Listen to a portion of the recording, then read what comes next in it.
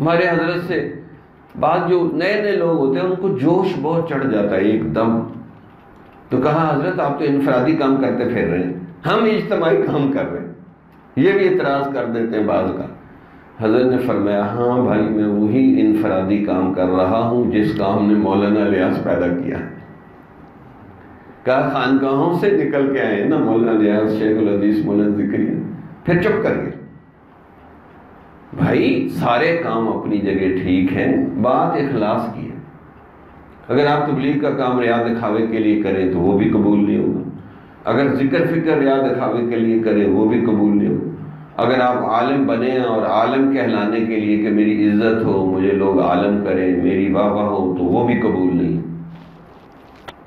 تو جو بھی بندہ اخلاص سے کام کرے گا اللہ اس کو قبول کر لے۔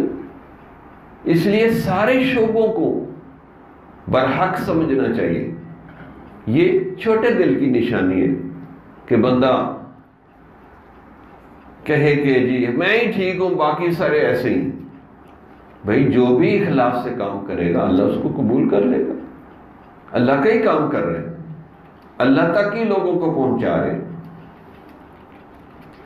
تو اب تبلیغ میں بھی صحبت ہے، جو جتنا زیادہ پرانا ہوتا ہے وہ زیادہ صحبت اٹھائی ہوئی ہوتی ہے، ملکوں میں سفر لگایا، اس کی صحبت کی برکت سے اس کو کہتے ہیں کہ یہ پرانا ہے، یہ مقیمین میں سے ہے، تو زیادہ صحبت ہے۔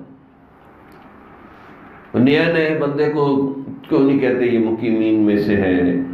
کیونکہ ابھی اس تجربہ کر رہا ہے، ابھی بیچارہ تجربوں میں سے گزر رہا ہے۔ جب صحیح اس کا تجربے ہو جائیں گے، 5-10 سال لگ جائیں گے، پھر وہ کچی باتیں نہیں کرتا، پھر وہ بڑی پکی باتیں کرتا۔ جمال الوجود بذكر الإله وتصفو الحياة بنور هداه، جمال